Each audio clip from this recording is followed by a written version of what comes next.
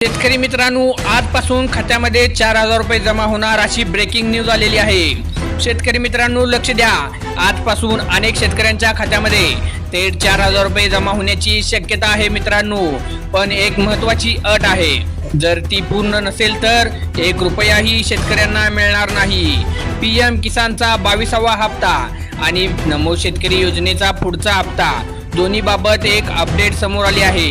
नेमकी तारीख काय आहे, यामध्ये कोण पात्र आहेत आणि पैसे अडकले असतील तर नक्की काय करावं, हे सगळं आपण आता या आपल्या व्हिडिओमधून स्पष्टपणे पाहणार आहोत।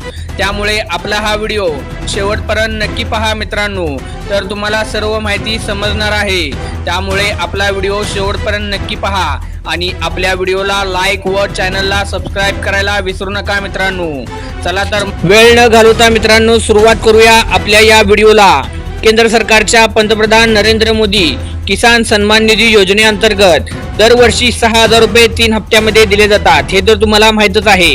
पण आता 22व्या हप्त्यामध्ये अपेक्षित महिना आहे मार्चचा शेवट किंवा एप्रिलच्या सुरुवातीमध्ये येण्याची शक्यता आहे। त्याचबरोबर यामध्ये जमीन नोंदणी प्लस KYC पूर्ण असणे आवश्यक आहे मित्रांनो। बँक खाते आधार कार्डाची लिंक असणे बंधनकारक केलेले आहे। जर ई KYC अपूर्ण असेल तर हप्ता अडकू शकतो मित्रांनो। तसेच भाग 2 म्हणजे नमो शेतकरी योजनेची अपडेट काय आहे। महाराष्ट्र सरकारची नमो शेतकरी महासन्मान निधी योजना तसेच PM किसान सोबत मिळून शेतकऱ्यांना अतिरिक्त 6,000 रुपये देते मित्रांनो। म्हणजेच एकूण वार्षिक रक्कम होते 12,000 रुपये पर्यंत। पुढील हप्त्यामध्ये राज्यस्तरावर निधी वाटप प्रक्रिया सुरू होणार आहे। जिल्ह्याने यादी अपडेट होत आहे। लाभार्थी यादीमध्ये नाव असणं गरजेचं आहे। त्याचबरोबर आता यामध्ये अटी काय आहेत जाणून घेऊया। पण इथेच शेतकरी एक चूक करतात, ते सुद्धा जाणून घेणं गरजेचं आहे मित्रांनो।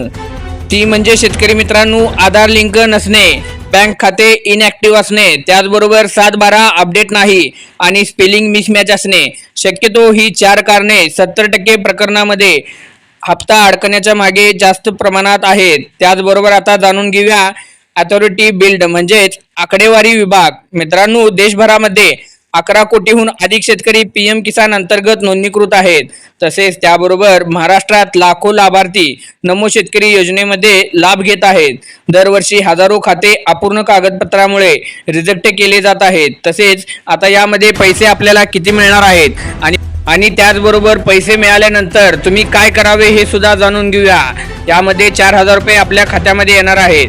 तर शेतकरी मित्रांनो तुम्ही 1 वर्ष FD केल्यास व्याज किती मिळू शकतं, शेती बियाण्यासाठी खत खरेदी करण्यासाठी काय होऊ शकतं व त्याचबरोबर छोट्या SIP मध्ये गुंतवणूक केले तर फक्त पैसे घेऊन खर्च करू नका मित्रांनो, वाढवण्याचा सुद्धा विचार करा। जर पैसे आले नाहीत तर काय करावे, तर PM किसान अधिकृत पोर्टलवर जाऊन स्टेटस चेक करावा। त्याचबरोबर KYC त्वरित पूर्ण करावे मित्रांनो। CSC सेंटरवर जाऊन बँक तपासणी करणं गरजेचं आहे। तर शेतकरी बांधवांनो PM किसानचा 22वा हप्ता आणि नमो शेतकरी योजनेचे दोन्ही पैसे एकत्रित येणार आणि त्याचबरोबर येण्यासाठी कागदपत्रे असणे अत्यंत आवश्यक आहे।